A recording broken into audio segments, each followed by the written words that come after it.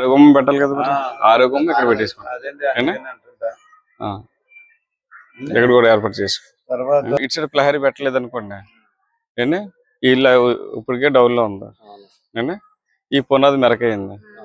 మెరక వల్ల ఏంటంటే ఉత్తరం మెరక మన ఇల్లు డౌన్ కాబట్టి ప్రహరీ ఎప్పుడైతే తిప్పిస్తామో దాని కూడా మనకు ఉండదు. అంటే మన ఇంటి యొక్క గోడని మందం అనేది మనకు ఉండదు. తర్వాత ఈ గోడ కూడా బాగానే కట్టారు మందం గోడ అయితే.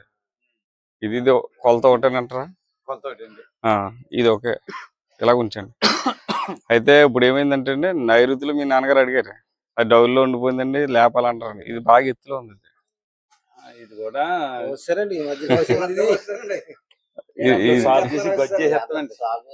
అంటే ఇప్పుడు ఏమైందంటే అండి ఇది ఎత్తులో ఉందా నైరుతి డౌన్ లో ఉందండి. ఇప్పుడు ఇంటికి అక్కడ లెవెల్ చూసుకుంటే ఉన్నదంతా డౌన్ చేసాను.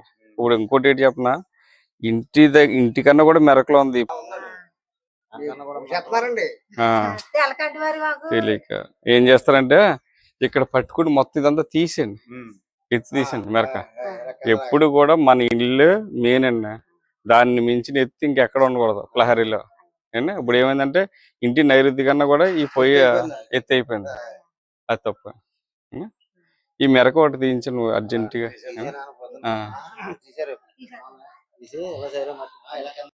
అయితే ఆ మేరకు కూడా ఎప్పుడు కూడా దీని లెవెల్ చేయొద్దు,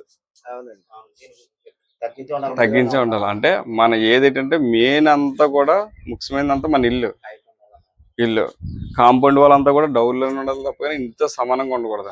ఇంత సమానంగా ఎంతకంత కనీసం ఒక 6 అంగుళాలు 4 అంగుళాలు డౌన్ లోనే ఉండాలి అండి. మెరక అయితే మాత్రం చేయొద్దు, లెవెల్ అయితే చేయొద్దు. గోడ అనేది 16 అంగుళాలు ఇలాగ ఉందండి. కానీ మనం ఏం చేసాం 4 అంగుళాలు గోడ పెట్టారు. అప్పుడు ఏమవుతుందంటే నైరుతి పెరుగుతుంది, ఇంటి నైరుతి ఇక్కడ ఉంటుంది. దానివల్ల ఏమవుతుందంటే ఇబ్బంది ఉంటుంది. కాబట్టి ఇక మన ఈ మందం ఎంత అవుతుందో ఆ మందం అంతా ఈ ముక్క కట్టేసుకోండి. ఈ ముక్క ఇది మళ్ళీ మామూలుగా 4 అంగుళాలు ఉన్నా పర్లేదు ఇంకా